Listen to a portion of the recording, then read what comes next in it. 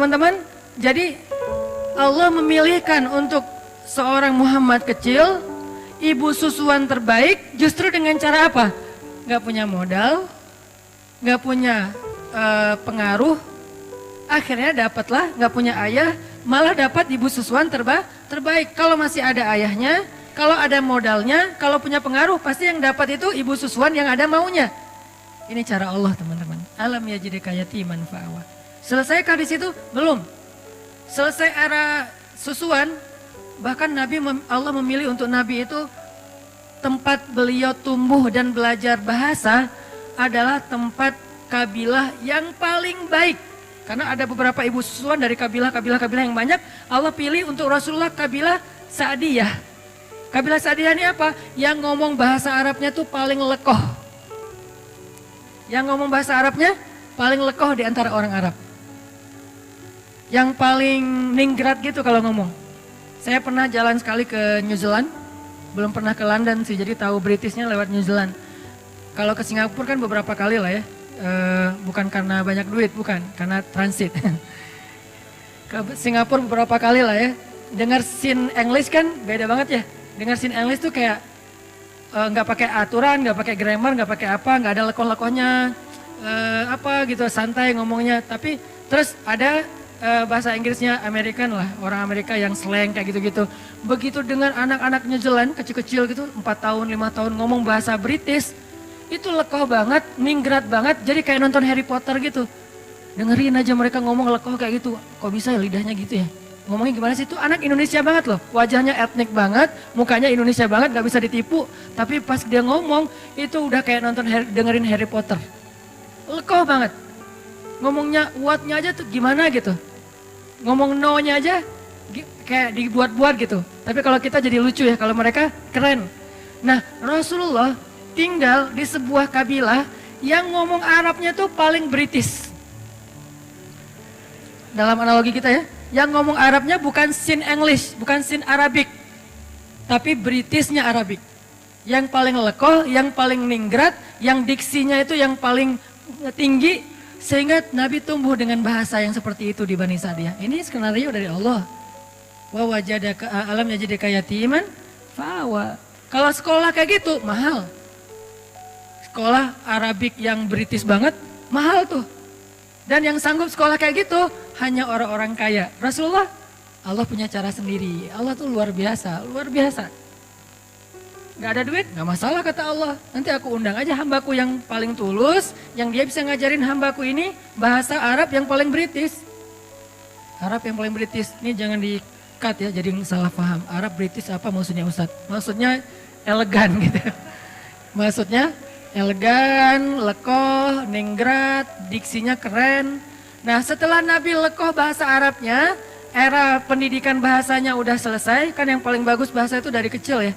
Karena anak kecil cepat menyerap bahasa, baru nanti dia kayak anak saya orang Aceh, istri orang Jawa, tinggal di Bandung. Tapi kalau ngomong bahasa di rumah dia yang paling nyunda, karena teman-temannya anak-anak Bandung gitu. Jadi kalau dia ngomong Aisyah, Maryam tuh kalau ngomong sama saya malah kadang-kadang sering nanyanya ke Aisyah, Aisyah ini artinya apa sih? Aisyah ngajarin, kenapa? Karena dia tumbuhnya di Bandung. Kalau dia tumbuhnya di Aceh, dia bakalan bahasa Aceh. Kalau dia tumbuhnya di Surabaya, dia bakalan bahasa Surabaya. Nah, masing-masing dikasih lingkungannya. Nah, Rasul tumbuhnya di Bani Sa'di, bahasanya paling bagus. Udah selesai? Belum. Nanti ada era lagi, kedua, setelah masanya Abdul Muthalib, Aminah, Halimah, nanti ada era kedua. Awalnya dinaungi atau dipelihara oleh pamannya Abu Thalib. Ini era periode kedua. Dan ini juga luar biasa. Abu Thalib punya banyak anak, tapi yang paling disayang justru ponakannya. Punya banyak anak, tapi yang paling disayang justru ponakannya. Kemana-mana pergi pasti yang dibonceng ponakannya. Muhammad ikut paman, ikut boncengan, memotoran gitu. Motornya keledai, onta, kuda. Memotoran aja keliling Mekah, ke Suriah dulu namanya Damaskus, kemudian ke Yaman. Yang dibawa motoran sama Abu Thalib touring kemana-mana itu siapa? Ponakannya, bukan anaknya justru. Kenapa bisa kayak gitu? Allah masukkan cinta ke dalam hati Abu Thalib, sehingga di antara semua keluarganya yang paling disayang justru bukan anaknya tapi ponakannya. Allah yang bikin kayak gitu. Sehingga karena sayangnya Abu Thalib kepada Rasulullah kecil, Muhammad kecil, akhirnya Abu Thalib tuh mikirin banget pendidikan Muhammad kecil. Mikirin banget. Gimana ya cara anak ini jadi seorang pemimpin? Anak-anak yang lain gak gitu-gitu amat. Tapi yang ini difikirin sama kayak seorang ayah mikirin nanti dia SD-nya di mana yang bagus ya. Browsing, banding-bandingin, komparasi yang satu dengan yang lain, harga, kurikulum segala macam kan ya. Nanti SMP-nya di mana ya? Nanti dia belajar ini di mana ya? Nanti dia belajar itu di mana ya? Sama kayak sekarang saya mikir anak saya nanti kalau yang dia laki-laki dia harus bisa satu. Buat saya pribadi ini subjektif banget ya. Karena saya mengkader dia rambutnya harus panjang keriting, berarti dia surfing, skateboard. Karena model rambut udah dapet nih, kayak reggae banget lah ya. Surfing, skateboard harus bisa. Berarti belakang rumah saya harus bikin mini ramp. Biar dia latihan sendiri gitu, satu. Dari sisi mainnya. Dari sisi intelektualnya, mulai sekarang karena istri memang sama-sama belajar di Mesir, diajarin bahasa Arab. Jadi kita kalau ngomong rahasia dengan istri di rumah, udah ketahuan sama anak-anak, tahu. Walaupun mereka nggak bisa ngomong bahasa Arab, tapi ngerti kalau kita ngomong bahasa Arab. Saya misalnya bilang mau sesekali makan mie instan gitu kan ya. Kan biar anak-anak nggak ikut-ikutan, saya ngomongnya rahasia sama istri, pakai bahasa Arab, saya pengen makan makarona gitu ya. Baba mau makan mie instan ya, gitu langsung. Ketahuan, nggak bisa rahasia-rahasiaan lagi, atau mau keluar gitu. Kita keluar berduaan yuk, tapi pakai bahasa Arab. Gitulah pokoknya. Jadi kita keluar berduaan yuk, nggak usah bawa anak-anak, pasti ketahuan. Kita mau ditinggal kata mereka. Jadi karena udah dilatih di rumah dari sisi intelektualitasnya, bahasanya, nggak harus lancar ngomong tapi ngerti secara listening. Terus Al-Qur'annya, pokoknya bagian saya mah main aja, bagian yang tadi pendidikan, apa segala macam, istri aja lah. Ngafal Quran, ngafal hadis, bahasa Arab, yaudah sama Umi aja deh. Sama Baba apa? Yuk kita jalan yuk kita main yuk. Bagian seru-seruan gitu. Supaya dia nanti kalau saya cita-citanya, anak saya tuh kalau laki-laki tampilan reggae, tapi instalasi di dalamnya tuh softwarenya Mekah. Jadi anak main tapi hafal Quran, pengennya mah, ya namanya juga orang tua kan ya. Nah Abu Thalib mikir banget buat Muhammad kecil. Gimana anak ini jadi seorang leader, gimana anak ini jadi seorang yang luar biasa, pemimpin umat, itu difikirin sama Abu Thalib. Kenapa kok bisa gitu-gitu amat? Allah titipin Muhammad kepada Abu Thalib. Alam yajidika yatiman fa'awa. Allah yang titipin. Kalau Allah titipin itu udah keren banget, udah pasti. Sehingga di sebelah Ka'bah itu teman-teman, sebelah Ka'bah itu ada sebuah spot, sebuah tempat kongres para ketua kabilah, pemimpin kabilah di Mekah, namanya Darun Nadwah. Itu di sebelah Ka'bah. Kalau sekarang mungkin jadi kayak makam Ibrahim gitu kan, kalau yang pernah umroh, daerah-daerah situ. Jadi sebelah Ka'bah ada tempat orang-orang kepala suku Mekah itu sering bikin kongres. Bikin meeting, bikin apa, ngomongin tentang kota Mekah, ngomongin tentang perdagangan, ngomongin tentang politik, ngomongin tentang perang dan seterusnya. Semuanya di situ, namanya Darun Nadwah. Nah biasanya setiap ketua kabilah kalau pergi ke Darun Nadwah itu, mereka bawa anak kesayangannya yang laki-laki sebagai kaderisasi. Jadi pendidikan pada masa itu tuh bukan sekolah formal, ikut ayahnya, itu pendidikan pada masa itu. Bukan sekolah formal tapi ikut ayahnya, sehingga biasanya anak laki-laki nggak akan jauh-jauh dari ayahnya, anak perempuan nggak jauh-jauh dari ibunya. Sehingga Nabi SAW ternyata selalu dipilih oleh Abu Thalib di antara anak-anaknya untuk ikut Abu Thalib ke Darun Nadwah. Yang lain milih anak laki-lakinya, Abu Thalib milih ponakannya, coba. Ngapain dipilih? Ikut dalam Darun Nadwah, nanti di Darun Nadwah dia duduk di sebelah Abu Thalib. Duduk di sebelah Abu Thalib, dengerin gimana cara komunikasi dalam sebuah musyawarah, meeting, kongres, gimana cara meyakinkan orang kepada pendapat kita, gimana cara komunikasi yang santun, gimana cara debat yang baik, gimana cara ngatur pemerintahan, gimana tentang politik, gimana tentang jihad, gimana membangun koalisi, gimana, itu Muhammad semuanya dengerin di sebelah Abu Thalib. Kebenaran Abu Thalib yang paling bijak di antara ketua kabilah. Jadi dia kayak belajar langsung ke legend-legendnya gitu. Belajar langsung ke legend-legendnya. Di situ nanti ada Abu Jahal, walaupun belum musuhan ya. Abu Jahal masih dikenal Abu Al-Hakam. Jadi kalau ngeluarin kata-kata itu syair semua. Nabi jadi ngedengar, oh gitu ngomong yang diksinya bagus. Oh gini ngomongnya yang punya wawasan. Oh gini ngomongnya yang menyampaikan teori, analogi segala macam. Muhammad belajar kayak itu. Sehingga ketika Muhammad pulang ke rumah, anak-anaknya Abu Talib mengupdate berita tentang politik Mekah lewat Rasulullah. Muhammad tadi ngomong apa di sana? Gitu coba. Padahal ayahnya sendiri kepala suku, tapi ayahnya memilih Muhammad kecil. Alam yajidka yatiman fa'awah. Allah itu udah sebaik-baik pembuat rencana lah pokoknya. Ini harusnya menjadikan kita makin belief, makin yakin sama Allah. Kalau diserahin urusan kita ke Allah itu emang dahsyat. Ketimbang kita bikin sendiri. Kita nggak apa-apa merencanakan hidup sendiri, merencanakan masa depan sendiri, nggak apa-apa. Tapi tetap serahin ke Allah urusan apa? Urusan jalannya. Jangan sampai kita melenceng. Karena begitu kita melenceng dan menganggap melenceng itu lebih menguntungin kita, berarti Allah udah gak terlibat dalam hidup kita. Dan kalau Allah udah gak terlibat, mentok nanti ujung-ujungnya. Kalau kita ngikutin jalan Allah yang lurus, walaupun menurut logika ilmiah kayak nggak jelas gitu, ikutin aja. Karena emang jalan Allah itu unik, sering banyak surprise gitu kan ya. Sama kayak Rasulullah, kok gitu sih harus yatim dulu? Kan gak tahu nih alasannya. Pas tahu, oh iya ya, ternyata dengan yatim justru dapat Halimah. Kok gitu sih yatim, dengan yatim justru dapat Abu Talib. Dan seterusnya dan seterusnya. Ini era Abu Talib. Ada 3. Nanti ada era yang ketiga. Khadijah. Inilah era paling romantis, paling manis dalam hidup Nabi. Era Khadijah. Buat yang belum dapat Khadijah, baca ayat itu. Alam yajidka yatiman. Yatim dalam konteks kita, jomblo. Sendiri kan? Fa'awa, ya Allah, saya yatim, kasih saya naungan. Siapa naungannya? Khadijah, ya Allah. Sampai pertemukan saya dengan sosok Khadijah dan Aisyah. Ini udah keren banget nih. Khadijah yang sangat luas kasih sayangnya, yang bijaksana, yang matang. Aisyah yang seru. Faroha, maroha. Itu kata ulama tentang Aisyah. Faroha, maroha. Apa Ustaz arti faroha, maroha? Seru. Kalau biasanya saya nggak pakai teks Arab, sekarang saya pakai biar jelas. Artinya saya punya referensi ya. Walaupun gini-gini, LCJ. Kata Ustaz Abdul Somad, at-takabbur lil mutakabbir sedekah. Sombong kepada orang yang sombong, sedekah. Sombong sekali-kali. Kata ulama, Aisyah itu farohah marohah. Artinya apa? Seru. Asik, nggak garing. Nggak ada habisnya. Pokoknya Nabi kalau udah dekat Aisyah, happy pasti. Duduk di sebelah Aisyah, ketawa Nabi sampai kelihatan gerahamnya. Berarti kan happy banget kan? Jarang ada sahabat yang berhasil bikin Nabi ketawa sampai kelihatan geraham loh. Kecuali Aisyah. Dan kata Nabi, Aisyah itu seperti garam. Artinya makanan, mau bumbunya seabrek-abrek, nggak ada garam, tetap aja ada yang kurang. Nabi mau jalan sama siapa aja. Ada Abu Bakar, ada Umar, ada Utsman, ada Ali, ada seabrek sahabat.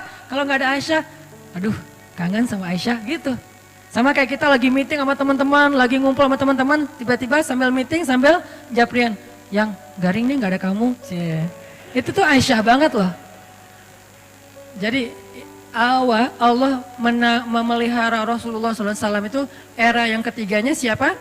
Era Khadijah, masanya Khadijah. Apa salah satu ayat tentang fa'awanya Rasul di masa Khadijah? Ketika Nabi dalam keadaan pulang takut, dathiruni, selimuti aku, maka Khadijah langsung menyelimuti Rasulullah. Bukan ditaruh selimut terus pergi, itu mah enggak Khadijah. Ini buat cewek-cewek di luar, kalau kalian pengen jadi Khadijah atau calon Khadijah, jangan cuma ngasih selimut terus pergi nonton, update status sendiri di luar, kayak gitu. Enggak, Khadijah itu menyelimuti Rasulullah dengan selimut dan juga dengan tubuhnya, dipeluk Rasulullah. Sehingga dikatakan oleh ulama, Khadijah adalah salah satu perempuan yang di dalam pelukannya lah Nabi mendapatkan wahyu. Salah satu perempuan selain Aisyah yang di dalam pelukannya Nabi mendapatkan wahyu. Wahyunya mana? Ya ayyuhal muddatsir. Itu Khadijah lagi meluk Rasul. Pelukan Khadijah sakinah buat Rasulullah SAW. Makanya saya sering bilang sakinah itu cuma ada 2 tempat. Duduk dalam majelis ilmu dan dipeluk oleh istri yang halal. Pacar halal maksudnya. Istri udah pasti halal mah ya. Pacar halal. Kalau nggak ada pacar halal, duduk dalam majelis ilmu. Kalau dua-duanya enggak, berarti nggak sakinah hidupnya. Kalau dua-duanya iya, wah itu mah sakinah banget. Alhamdulillah. Tenang duduk di masjid, sakinah, pulang ke rumah, sakinah. Sesekali doang turbulence. Tapi seringnya stabil. Turbulence biasa lah. Rasulullah juga pernah turbulence dengan Aisyah. Ketika Aisyah cemburu kan wajar lah ya. Tapi Khadijah memeluk Rasulullah. Itulah fa'awanya Rasul yang ketiga. Terus pulang dalam keadaan sedih karena diomongin, dibully, dihead sama orang-orang Mekah. Pulang zammiluni, zammiluni, zammiluni, zammiluni. Dipeluk lagi sama Khadijah. Ya ayyuhal muzammil. 2 kali adegan dipeluk sama Khadijah dan turun wahyu dalam pelukan Khadijah. Ini artinya teman-teman, benarlah Allah alam yajidka yatiman fa'awa, dan itu artinya ma wadda'aka rabbuka wa ma qala. Sekarang kita bandingkan dengan Nabi Musa di surat Al-Qasas. Nanti teman-teman baca sendiri karena nggak cukup waktu buat kita baca sekarang, nanti baca sendiri. Di surat Al-Qasas di halaman keduanya paling atas tuh, 1 halaman, Allah mengisahkan bagaimana seorang Musa yatim, bukan yatim dalam arti nggak punya ayah ya, yatim dalam arti sendiri dihanyutkan ke Sungai Nil. Kan Allah mengilhamkan kepada Ibu Musa yang tadi juga ada di surat Toha yang tadi dibacain pas sholat Isya. Nah, bagaimana ketika Allah menyuruh Ibu Musa menghanyutkan Musa ke Sungai Nil sendiri? Bukan berdua dengan ibunya di dalam peti gitu. Gak tega ninggalin anak sendiri, ya udah saya peluk aja berdua yuk nak hanyut gitu. Enggak, hanyutnya sendiri. Ibunya cuma ngelihat dari kejauhan sampai hilang dari pandangan ibunya. Tetehnya ngikutin semampunya. Kan Musa juga punya teteh ya. Tetehnya ngikutin mana adek. Begitu hanyut, tujuan hanyutnya buat apa?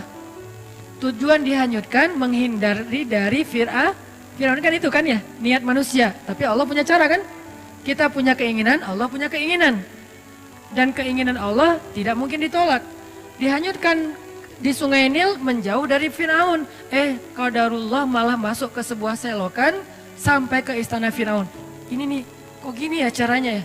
Nah, hidup kita kadang kayak gitu teman-teman. Gak mau sama dia, amit-amit sama dia. Dia juga yang jadi akhirnya sama kita. Hati-hati ya. Ini salah satunya nih. Gitu banget. Ya Allah, please jangan dia. Please jangan dia. 4 kali, please jangan dia. Saya cuma sekali aja, ya Allah please dia aja. Jadi, kenapa? Ya Allah, bukankah engkau yang mempertemukan Musa dengan Fir'aun? Bukankah engkau yang menitipkan Musa kepada istri Fir'aun? Maka titipkanlah aku ke dia. Beda, redaksi doa Ustadz lah ya. Kita kalau doa ke Allah itu kadang-kadang boleh memakai sejarah teman-teman. Karena doa-doa para anbiya itu pakainya sejarah banget. Ya Allah, zat yang mendengar lirihnya suara Yunus di dalam perut ikan. Sejarah kan? Ya Allah, zat yang tidak membiarkan Ibrahim terbakar di dalam kobaran api. Ya Allah, zat yang memberikan Musa jalan keluar ketika berada di depan laut. Ya Allah, ya Allah, ya Allah. Sebutin satu persatu sejarah tentang bagaimana Allah menolong hamba-hambanya. Baru yang ujung-ujungnya, tolong saya ya Allah. Itu keren banget doa kayak gitu teman-teman. Gak hafal Arabiknya gak masalah, pakai bahasa kita sendiri. Tapi baca dulu sejarahnya, jangan salah. Ya Allah yang menyembuhkan Nabi Sulaiman dari sakitnya 17 tahun. Bukan Sulaiman kata Allah, Ayub. Oh iya ya Allah. Jangan kebalik, udah pakai sejarah pede, salah pula gitu kan ya. Tapi gak apa-apa sih, Allah maha pengertian lah sama kita ya. Arti pengertian apa? Bahasa Arabnya Raufun. Allah tuh maha pengertian banget sama kita. Tapi jangan disengaja. Ya Allah yang mendengar suara lirihnya Nabi Isa di dalam perut ikan. Kapan Nabi Isa dimakan ikan ya? Itu Yunus hambaku. Ya Allah itu maksudnya. Ya gak gitu-gitu apa juga. Tapi baca sejarah terus sebutin dalam doa. Itu keren banget tuh doa tuh. Ya Allah yang pada akhirnya memberikan seorang keturunan yang soleh kepada Zakaria. Kan gitu kan ya? Beri saya seperti itu. Dikasih Yahya. Ya Allah pengen banget punya anak yang nanti dia menjadi salah satu tokoh pergerakan yang membangun yang menyebarkan kebaikan agamamu, keadilan kepada orang-orang yang terzolimi ya Allah, seperti seorang ayahnya pendiri Turki Utsmani, panjang gitu. Beri saya anak laki-laki, saya kasih nama Ertugrul Ghazi. Dikasih. sebutin sejarah, baca sejarah. Karena saya senang banget sama sejarah. Buat saya sejarah tuh kayak nonton film. Karena saya hobinya nonton, daripada saya cuma nonton film entertain, kenapa nggak nonton film sejarah? Nonton film sejarah bisa dalam makna nonton filmnya atau baca bukunya, itu keren banget. Nikmatin banget adegan-adegan sejarah. Makin tebal bukunya, berarti makin detail adegannya. Gini banget ya, wah luar biasa ya. Apa diulang lagi, biar adegannya tuh menghayati, kemudian disampaikan dalam bentuk storytelling. Sirah, sejarah para nabi. Itu pas kita berdoa baca kayak gitu tuh kayak kita kayak lagi nostalgia gitu sama Allah. Ya Allah kan Allah dulu pernah gini. Iya, Allah kan pernah gini. Iya, ya Allah kan pernah gini. Iya, sekarang giniin saya dong. Oh ya udah deh gitu. Jadi kayak asik gitu kan doanya kan ya. Tapi kalau doa, ya Allah saya pengen ini. Apaan sih kamu? To the point banget sih jadi orang. Gak ada basa-basinya. Walaupun boleh banget sama Allah tuh boleh banget. Cuman kayak kurang romantis kan. Sama pasangan kita kalau mau minta sesuatu kan. Yang kan kamu baik sama aku, kan dulu kamu gini-gini, kan dulu panjang, nih udah ada maunya nih kalau kayak gini kan suka gitu kan kalau kita ya, iya aku mau gini nih, ya udah deh, karena udah dipuji-puji dari tadi tuh jadi kayak gimana gitu, ya udah sayang kasihan. Allah tuh bukan mau dipuji, bukan harus dibeli dengan kata-kata gombal, bukan. Allah berhak mendapatkan itu. Kalau manusia aja kita gituin, Allah lebih berhak mendapatkan itu. Bukan karena Allah pengen digituin, tapi Allah yang paling berhak mendapatkan semua gituin. Maksudnya semua pujian kita gitu. Itu teman-teman. Jadi balik ke Musa, akhirnya hanyut ke sewakan, masuk ke tempat pemandian keluarga besar Firaun ditemukan. Intinya ada kalimat yang tadi saya baca di surat Toha, ini kata kuncinya. Wa alqaitu ilaika mahabbatan minni walitusna'a ala aini. Itu kata kuncinya. Ketika ditemukan oleh keluarga Firaun, diberikan kepada istrinya Firaun, qadarullah istrinya Firaun belum punya anak. Itu skenario Allah. Istrinya Firaun belum punya anak. Begitu ngelihat bayi itu, wa alqaitu ilaika mahabbatan minni. Tiba-tiba aku masukkan mahabbah, cinta dariku ke dalam hati perempuan itu supaya dia mencintaimu, jatuh hati. Ini Allah yang bikin. Itu bukti ayatnya. Wa alqaitu ilaika mahabbatan minni. Aku masukkan cinta dariku kepadamu melalui seorang perempuan yang menemukanmu. Walitusna ala aini. Kemudian kamu dibesarkan di istana itu dengan pengawasan dari aku. Allah yang mengawasi. Walitusna ala aini. Kamu dibesarkan, kamu diperlakukan, kamu diapa-apain di dalam istana. Ala aini, aku yang mengawasi. Coba. CCTV-nya langsung dari langit. Satelit. Ala aini. Ini kalimat jaminan banget loh. Walitusna ala aini. Maka minta kepada Allah, ya Allah, peliharalah saya di bawah pengawasanmu. Sebagaimana engkau memelihara Musa di istana Firaun. Sejarah kan? Sehingga ketika Firaun mau menyakiti Musa, Allah yang membela. Lewat siapa? Lewat istrinya. Datang Firaun, siapa ini? Pasti bayi Bani Israel nih yang mau dihanyutkan supaya nggak dibunuh. Nggak tahu, nemu, kata istrinya. Ya udah aku bunuh aja. Jangan gitu dong. Kalau udah diyang-yangin kan susah ya sama istrinya. Istrinya cantik pula, keren lagi tuh dan kesayangan Firaun banget. Sehingga akhirnya istri Firaun membujuk Firaun.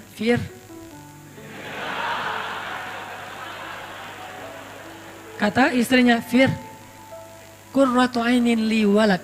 Bahasa Al-Qasasnya, Qurratu ainin li walak.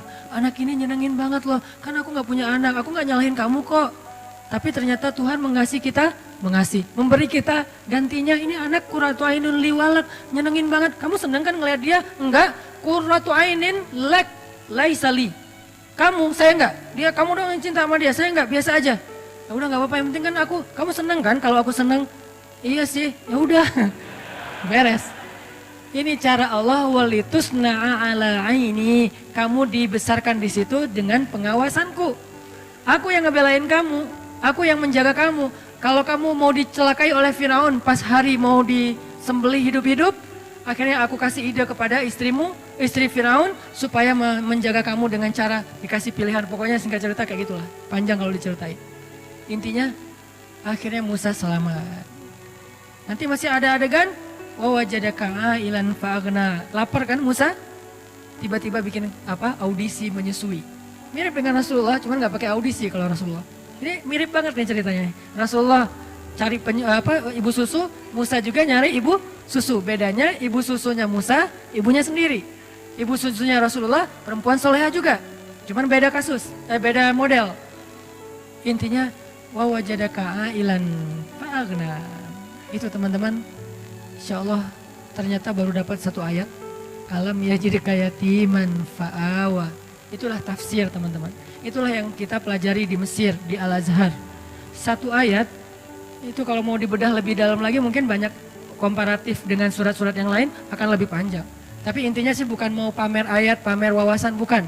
Intinya adalah harusnya semua wawasan yang kita dengar tadi membangun iman di hati kita. Liyazdadu imanan ma'imanihim, bertambahnya keyakinan di dalam hati kita tentang apa? Tentang Allah, ma wadda'aka rabbuka wa ma qala. Allah tuh gak pernah ninggalin kamu, gak pernah benci sama kamu.